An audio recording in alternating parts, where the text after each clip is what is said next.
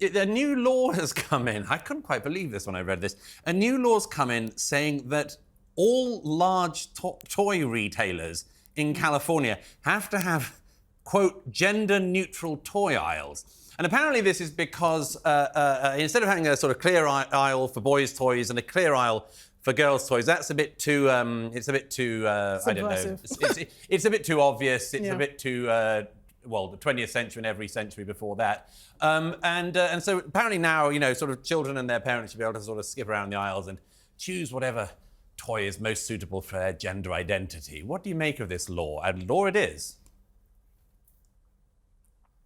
Well, I'll tell you, I did live in Los Angeles for 3 years before I fled to Nashville, Tennessee. And I'll tell you, there's a lot of problems in California. Homelessness, taxes, regulations, illegal immigration, drug use, open-air drug markets, filth on the streets, human feces on the streets, needles on the streets. And I would think that gender-neutral toy aisles would end on the last of list of priorities for Governor Newsom and the rest of the Democrats that control that state. But alas, we've discovered that that is their priority, fining retailers that have already been through enough with the COVID lockdowns and shutdowns, finally regaining their ground after that time, also inflicted on them by Democrat politicians.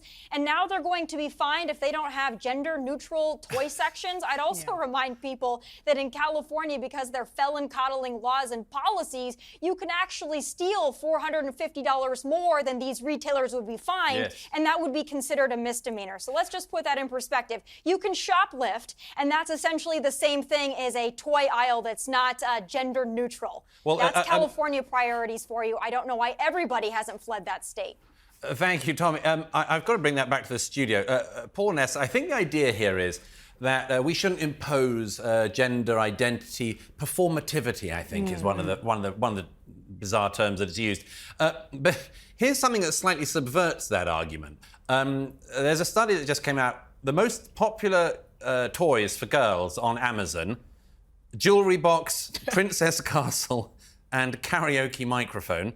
And you don't need to guess which sex these are the most popular toys for on Amazon: stunt car, dartboard, walkie-talkies, and toy soldier army SWAT helmet. I think the point is, and it's a shame that they had to bring in a law, but I think the point is that it's okay if your son wants a pram. Exactly. And if your son points to a pram on the shelf, buy your son a pram. It's no big deal. If your that's son being wants very generous. If your son wants to dress up as a Disney princess and says, I want to dress up as a Disney princess, let your son dress up as a Disney princess. If your daughter, conversely, wants to get a toy soldier army SWAT helmet. Exactly. Absolutely. It's no big deal. Well, the thing is, I think that's a very generous Last word to you. assessment, because these kinds of people are known for thinking that everything has somehow is a result of social conditioning. Right. So I don't think they're mandating this because they say it's okay if your son wants to wear a dress. Not in my house, but okay.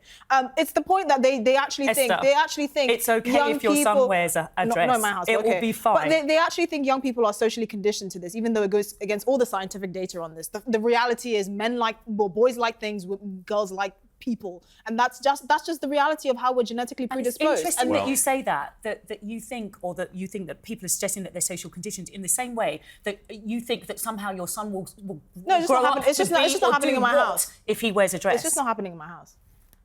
Well, that's kind of clear. I'd like to thank both my guests in the studio. Thank you, Esther and Paul, and thanks very much, Tommy, for joining us all the way over in Nashville, Tennessee.